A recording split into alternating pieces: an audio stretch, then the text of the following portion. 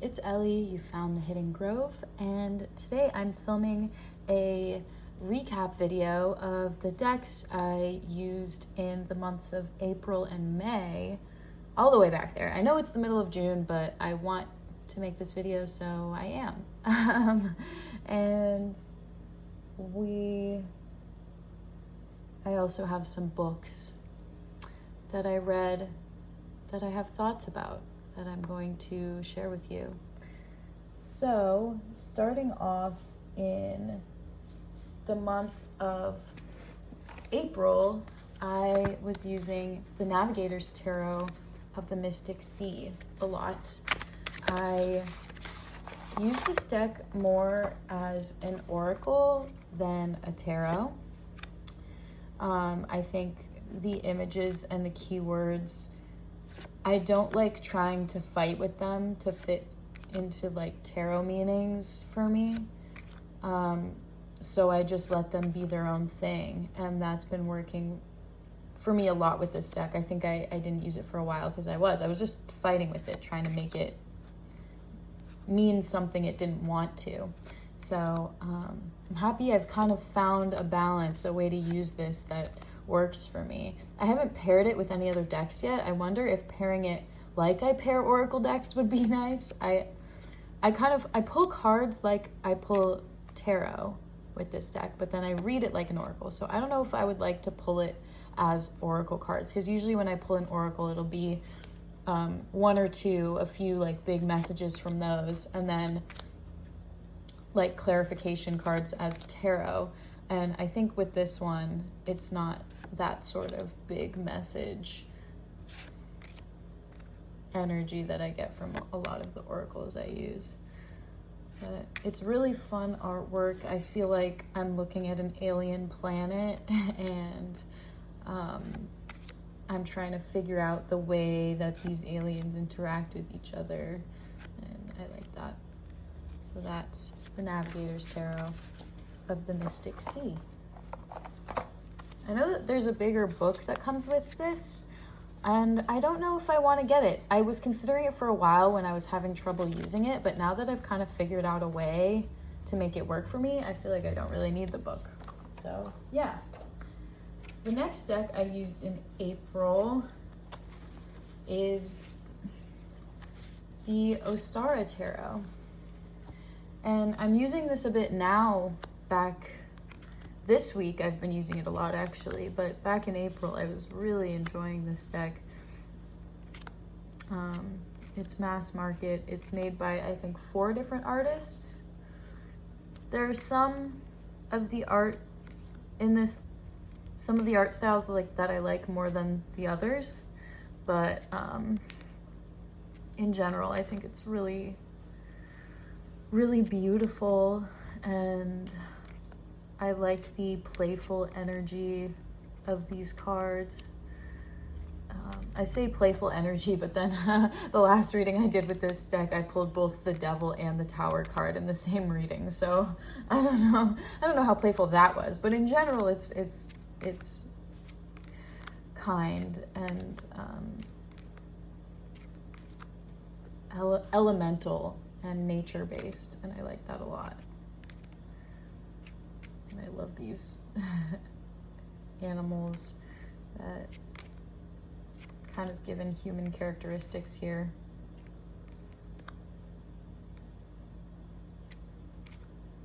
This card does confuse me a bit. Makes me sad.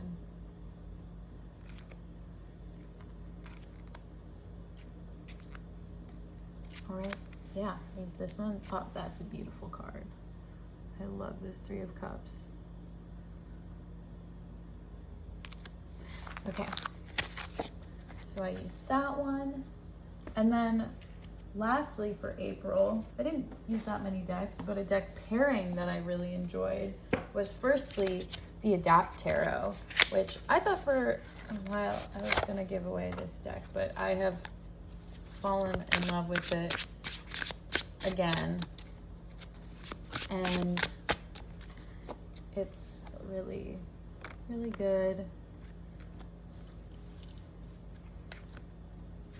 That's a great card. And I paired this deck with the Cosmos Oracle. I think there's a new edition of this that came out maybe last year on Etsy. But I got this, I think back in 2020. Yeah, this edition. And I really like the pairing of these two decks together. I was having a lot of fun with it. Okay. Ooh. Let's see what you guys think.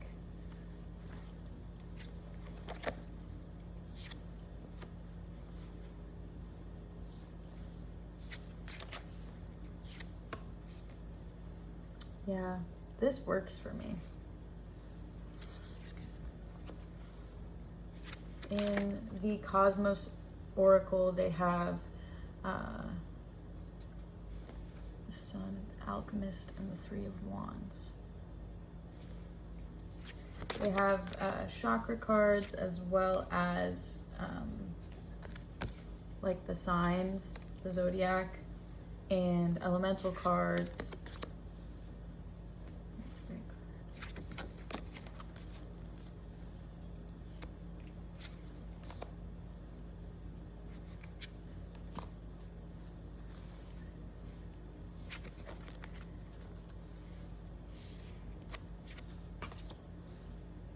Wow, this is a good one. Compassion. Yeah, I love these together.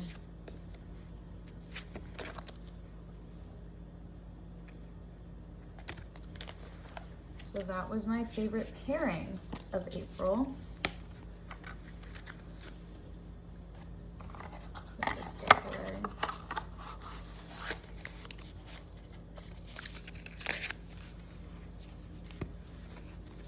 This does have that like rose petal cardstock that makes it kind of hard to shuffle, but it is very tactile. Like when I finally gotten the cards all even after them being jagged, then the tactile experience of these cards is great, but shuffle experience, not the best. That's okay though. It doesn't deter me.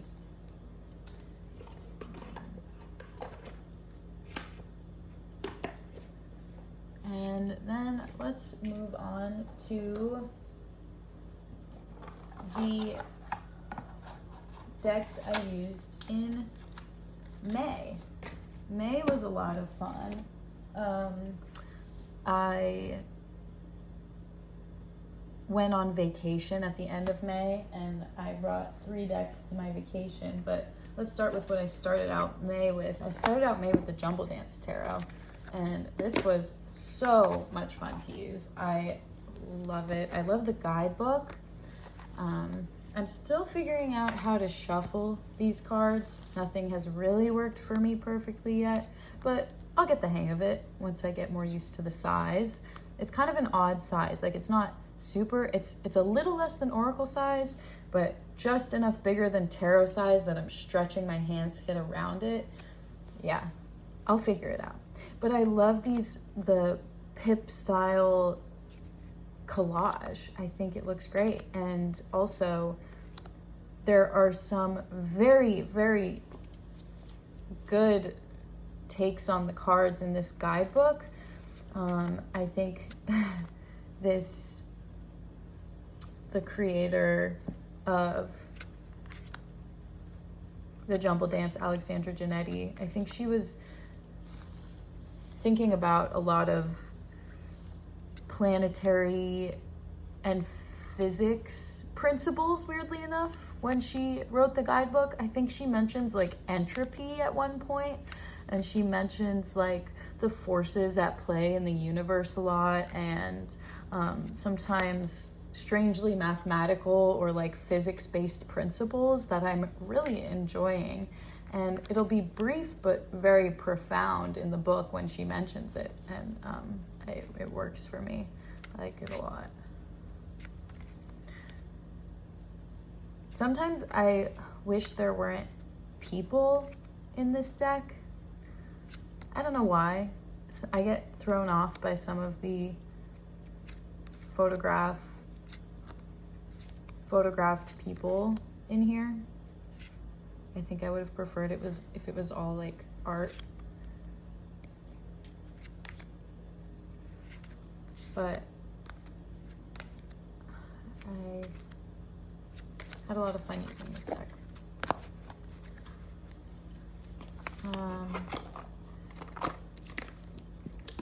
Next, I was getting really into my deck and walk with the Mary L Tarot. This one is I keep it in order because I'm still studying this deck, but I having a really, really lovely time with it. It is beautiful. I'm still getting the hang of, I think, balancing my own interpretation of the art with the interpretation of the art in the book. I think that sometimes I don't see what the description is telling me to see, and I'll interpret it a different way, which is fine, you know, like everyone has their own interpretation of art, and that's what makes art so amazing, is that it's subjective. But I really do want to grasp the essence of what the creator was trying to show me or trying to portray through these cards, but I have to accept my individual experience, I guess. It's a good deck.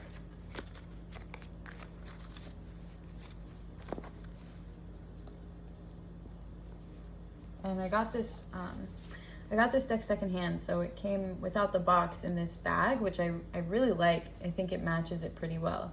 But I think I mentioned in the other video that I have not been able to get the cigarette smell out of this deck. And the person before me like did a micro trim and edge in black of this, and I like it. I prefer it black, I think, than to the shiny borders or edging, gilding, whatever that's called. Next is the Russian Tarot of St. Petersburg. I love the aesthetic aspect of this deck. I like that the images are so contained and we have these ornate circular borders around it. It almost feels like I'm watching a stage performance or like vignettes. This deck was a gift, and I always feel like I connect very deeply with decks that are gifted to me just because they hold that extra specialness. The images on the cards, they don't give me more than, you know, just the Rider-Waite-Smith does, but I love using this deck because of how beautiful it is, and it's kind of silly sometimes. This guy has a puppet. The Fool has a little puppet in his hand.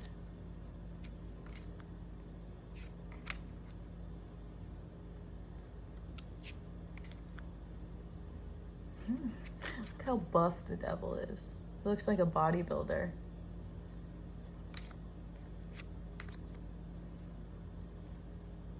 And the wands are clubs in this deck. So yeah, that was good. And then halfway through May, I went on a vacation. And I took these 3 decks with me, and I used them for pretty much the rest of May after that. They are the Barbara Walker Tarot, Dang Olson Dream Tarot, and the Iris Oracle. And this was just the perfect combination of decks for me to have. I was gone for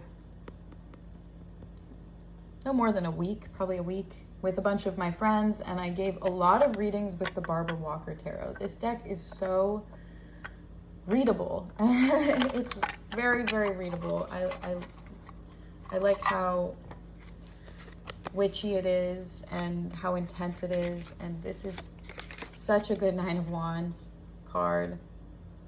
The keywords are interesting. I like playing off of them sometimes. Sometimes I just ignore them, ignore the keywords, but the court cards all have a deity figure as the keyword. I'm probably not showing you anything new because this is a very well-known, well-loved deck, and I'm hopping on the train. I mean, I've had this deck for a bit, but I'm now falling in love with it when it comes to reading for others. I pulled this one very quickly. Yeah. And then the Iris Oracle, and then to contrast the Barbara Walker Tarot, because we were on vacation, I wanted something a bit more lighthearted and silly.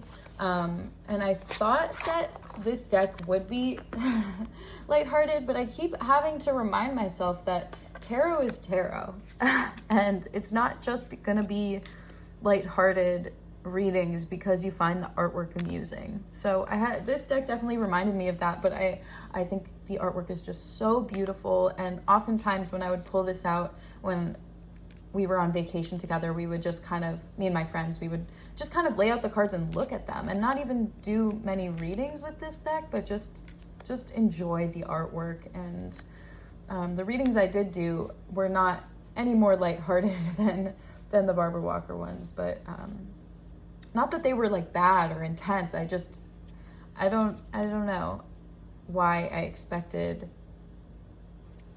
them to feel almost silly. And there are aspects of this artwork that are silly, but like I said, tarot is tarot. And this has a lot of deep symbolism in it. This deck does. And then finally, there is the Iris Oracle. There's a lot of talk about the Iris Oracle being a very in-your-face kind of confronting deck.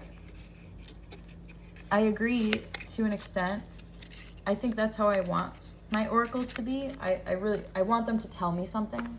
I don't have a lot of affirmation decks. The ones that I do, I rarely ever use because I feel like, see, here's an affirmation on the inside of the box. But the deck itself, I feel like it tells me very significant things. And I like that for an oracle deck. My affirmation decks, I don't even think I have one. Go generally untouched because I want to be told things. I can affirm myself on my own time and maybe when I journal. But when I'm doing a reading, I want a message. And this is full of very unique and pointed messages that are interesting to explore my associations with what the cards mean and how they connect with the tarot cards I'm pulling. I don't have anything quite like this deck, and I etched it in this green to match the hands on the back. All right, so those were all of the decks I used in April and May. Let's get into some of the books I read. First off, the best audiobook I have ever listened to, Project Hail Mary by Andy Weir. He's the same author that wrote The Martian. I think they made that one into a movie. And I remember reading The Martian when I was back in high school, and it didn't really, I think it was a little over my head then, but Project Hail Mary was so good as an audiobook. I don't think I could have read it as a paper book because there's a lot of like sci-fi, very deep like physics and biology concepts in there that I enjoyed having read to me rather than trying to decipher myself. And the best thing about it being an audiobook is that there's a character in the book that speaks in musical tones and they're able to play them over the audio. And I just thought that was so cool. And I really recommend it if you have long car rides in the morning. It's really great. The premise of the book is that, without revealing too much, is that the sun starts to lose its energy, and the premise is the book goes off of that. Our sun is losing energy, it's losing light, it's getting dimmer, and that is the premise. It's really good. And then for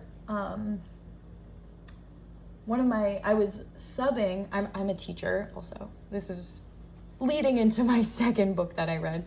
I'm a teacher at a middle and high school, and generally I teach math and physics, but I was subbing for an English class, I think in late April, and the students were reading The Outsiders, which I had never read before. I guess in my high school it just wasn't a part of the curriculum. And I started reading a couple chapters just to kind of get caught up with the class, and I ended up falling really into it, and I enjoyed it. It was I understand why it's a classic. It's really funny, and I mean, not funny, it's not funny. It's pointed, but I wanted to mention a part that I think is funny, that I feel like I see a lot of tropes happening today in movies, where we have one character who's the outcast, or they are marginalized in society, or they're of like low socioeconomic background,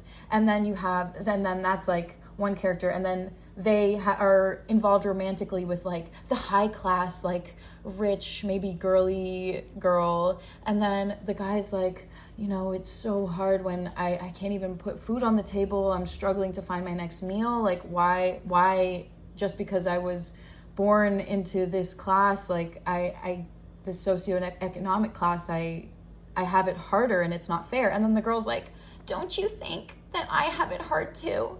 Being rich and having everything given to you. And it's like that conversation that happens, and I feel like I see that in movies where the girl's like, rich people have problems too, and I think it's so good.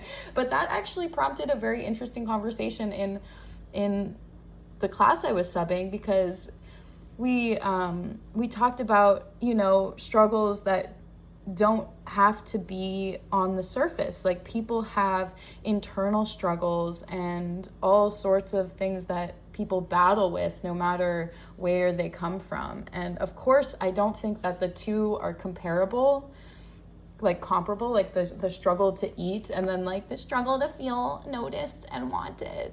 And like, I don't think they're, okay, I said that in a very mocking way, and I regret it now, because I'm trying to say that, people experience different struggles, and one of them doesn't make the other any less real, but they're just two completely different things. And I think it's funny when like two characters are comparing those in a book, because they're very different, but both valid. Okay, this is the point I was trying to make. I've been rambling.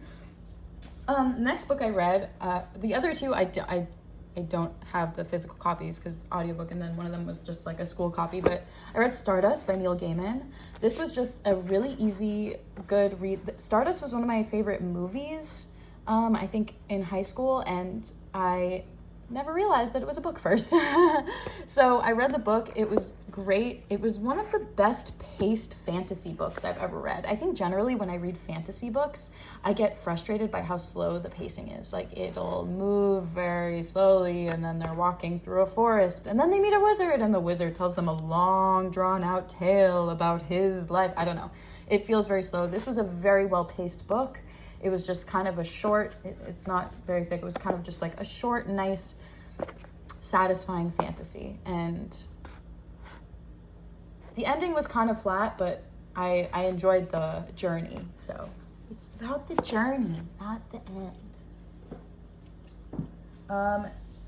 Next, I am in the middle. I have been reading this book for at least 5 months. I think I'll be reading it forever. I don't think I'll ever finish it. And it's just because I get lost. I lose the plot. I think Oscar Wilde has so many beautiful thoughts and interesting things to say about the nature of the world and the nature of human interaction. And you can feel Wilde getting carried away in those kind of rambling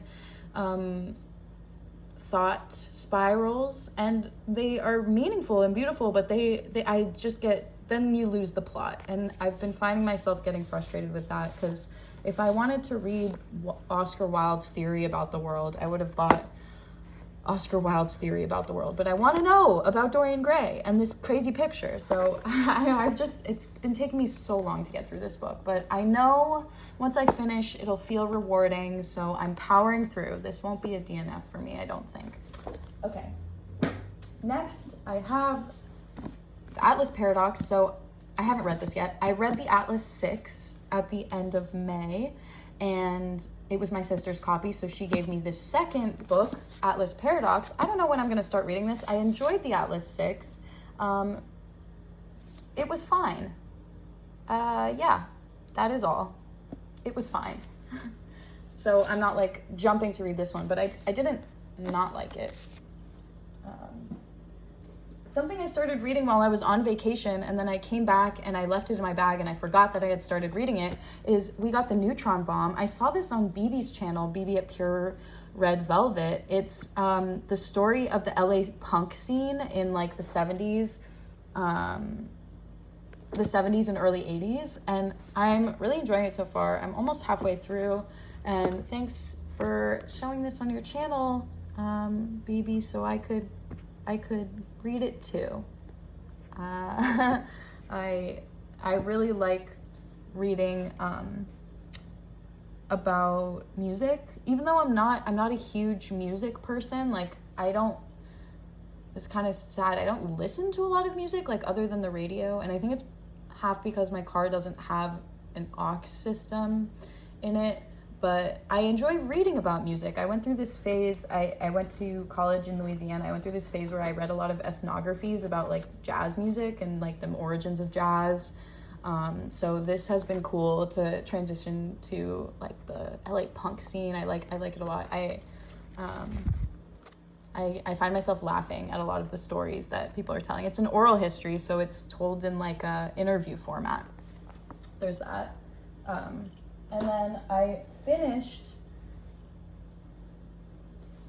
recently House in the Cerulean Sea. This was another fantasy. It was easy, satisfying, entertaining. It was just one of those books that when you want to sit down and smile, this is it.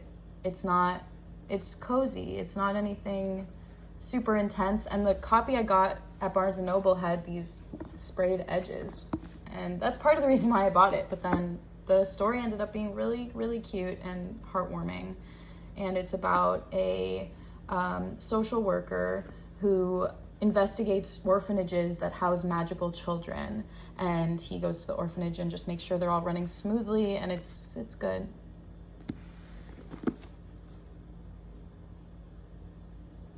Yeah. What else do I have to say? Oh, I also finished the audiobook Amityville Horror. It's like the retelling of the haunting at the Amityville house in New York. It's a famous horror tale, and there's a lot of movies that were made about it. And the audiobook was really interesting. I read afterwards, I shouldn't have done this, but after I finished the audiobook, I was like reading all of these disputes of it and like how the facts don't line up, and I was like, why did I do that? I should have just let myself enjoy it and listen to a